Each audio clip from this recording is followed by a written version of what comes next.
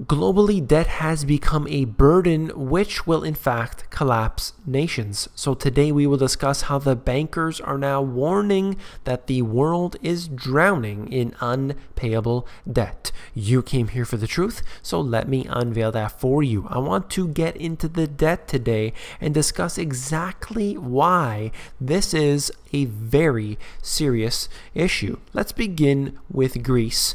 Obviously, this is one nation that has suffered, particularly since the financial crisis, in this level of austerity never seen before. This is a project that they are in fact engaging in, that is the IMF, and it is working very well to take everything that Greece has.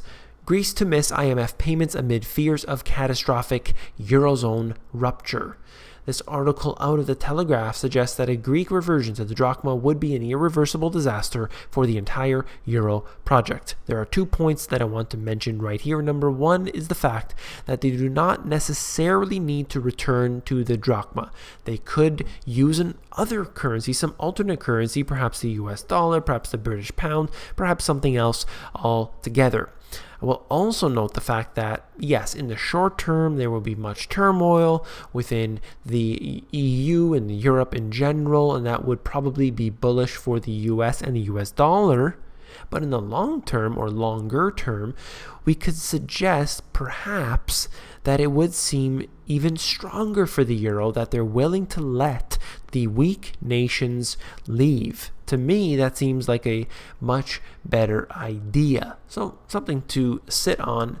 Let's look at this further into the article, where we are seeing Greece will be unable to find the 1.6 billion euro sum it's due to hand the IMF next month, according to one of the country's ministers. The Greek state is due to hand over the money in 4 installments as part of its obligations for its 2011 bailout. This is what I predicted in my book, that they would receive not only one bailout, but a second bailout and more, and suggested that they will be unable, not just Greece, but the other nations, will be unable to pay back their loans that they have been given. Why? It's not a crystal ball. This is not a soothsayer. This is just reality. They set up the terms intentionally in order to never be paid back and make it impossible for them to pay back. Why? Because they want the assets of that nation. They're doing so very successfully in Greece at the moment. I've covered this many times before. I want to move on to this and shift gears for a moment to look at Amazon, but this is just one example of many. Internet retailer Amazon.com's main German operating unit paid just 11.9 million euros in tax in 2014, despite the fact that they made 11.9 billion in sales to German customers last year. Think about that. They pay 11 million in tax and they have 11 billion in sales. What does that tell you about the elite? That they're able to pay whatever they want and they can get away with it. Yes, they use their loopholes. They're able to park that money overseas in these different nations like Luxembourg and so on, where they're able to have this tax sheltering schemes and never have to pay a dime on it if they don't want to. This is what we have seen historically with GE. We have seen other instances of this, and there is no doubt in my mind that these nations are able to basically use their power, use all of their real collective agreements here, their collusion with the government, in order to not pay taxes and continue on with their corporate profits. In my book, I talked about how we are being taxed into poverty. Governments of the West are implementing regulations and taxes that are destroying businesses' ability to operate. This applies mostly to the small businesses, but even the big businesses are able to take this and essentially use it to actually increase their profits. Let me explain that in a moment. GE is moving its X-ray unit to China in order to increase their profits. 3M does its manufacturing in China and wants to expand it further. China's labor costs are so low, it often makes more sense to make the products there and export them rather than produce the same goods in Europe or the US for local consumption. Think about that for a second, where they want to purchase a particular item in the US, but instead of having their manufacturing here, having their sales here, having everything being done locally, where it would be basically traveling down the street in a truck, you have everything shipped overseas, all of what they need, all their ingenuity, in fact, bring it into China, open up shop there, charge what they need to, which is pennies on the dollar for the labor, and then you are able to ship it over halfway across the world, right back into these people's hands, the American hands, and that is in fact the way that they do business. It is very, very successful for them. So that's all I wanted to touch on for my book here, and also wanted to note this because we're on the topic of China. This is out of the AP. China readies national carbon market to fight climate change. We have seen what this whole cap and trade carbon emission schemes have done, and that is in fact to create corporate profits for those involved. A successful carbon offset or cap and trade market could play a big part in cutting China's emissions and would help the world tackle global warming. All this does is take the factories that are polluting, because of course if they're polluting, or so they say polluting, they will in fact just have to pay money. They don't have to close up shop, they just have to pay money. So what do? They open up shop in a different country that doesn't have this system, whether or not that's China or Vietnam or Taiwan or Brazil or what have you. They don't have to abide by the same rules, or they would pay less and they would just continue to pollute. All you do is take the manufacturing base away from the Western nations and move it in to these other nations. But guess what? The cap and trade systems, all of these carbon emission markets that have opened up, some of them aren't doing very well, as the one in this article, but they are able to profit from all of this system that is going on, and that's what this all comes down to. Getting into the big article here, where we are looking at the debt problem. HSBC fears the world recession with no lifeboats left.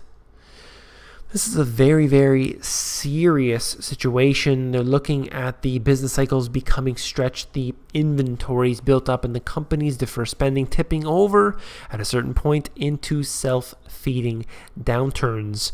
This is what happened in the financial crisis. We saw that ourselves.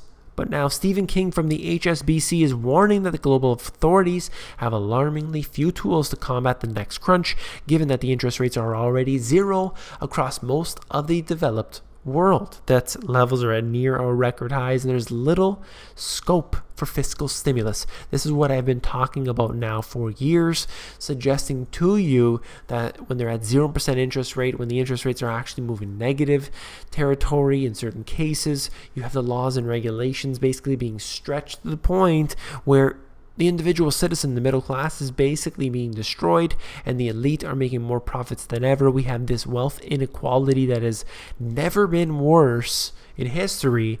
They don't have anywhere to go. The world economy is sailing across the ocean without any lifeboats to use in case of emergency. But I would suggest even further that this boat has already begun to sink. And that is the truth. Let's look at this further into another article out of the Telegraph. The world is drowning in debt, warns Goldman Sachs. Aging populations mean countries' debt piles risk growing out of control, warns the European head of Goldman Sachs Asset Management. This is a very good article, in fact, because you can put your mouse over the different nations to see their debt.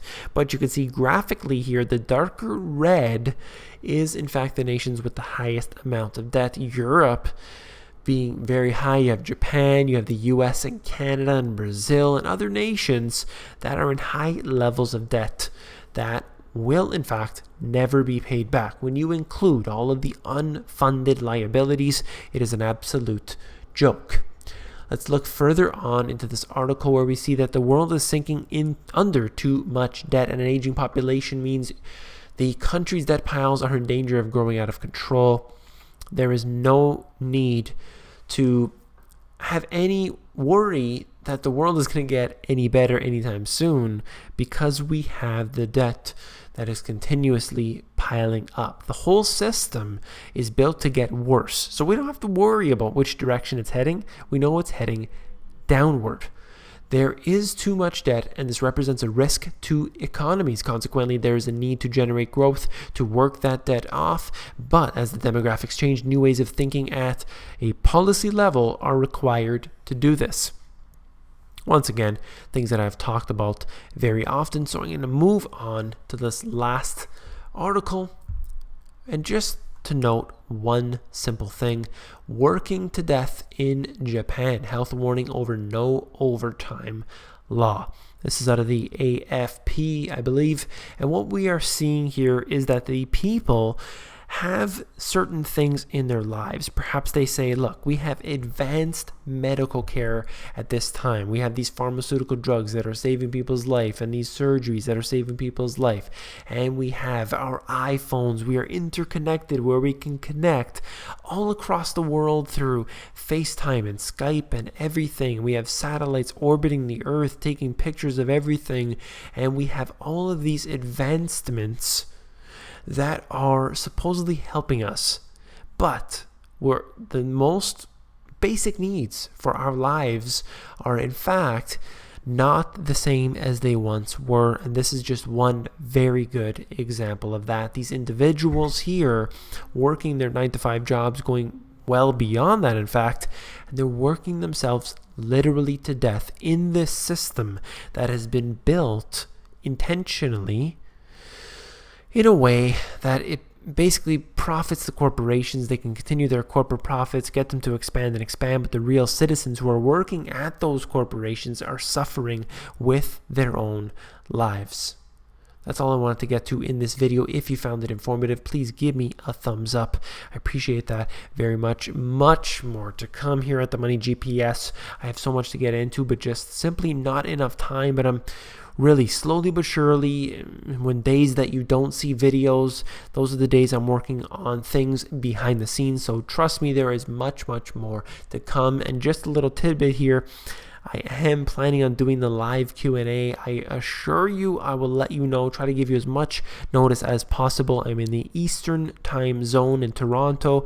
So just to let you know that it'll probably take place on a Friday evening, perhaps at like 8 or 9 p.m. in the Eastern time zone. But when, I'm not sure, but I will certainly let you know with an advanced warning. And last but not least, if you found this video informative, I know that you will find my book even more informative. I mean, you can actually flip through that. If you go to Amazon.com, they have a look inside feature where you can flip through the book and see if you like it for yourself. Take care.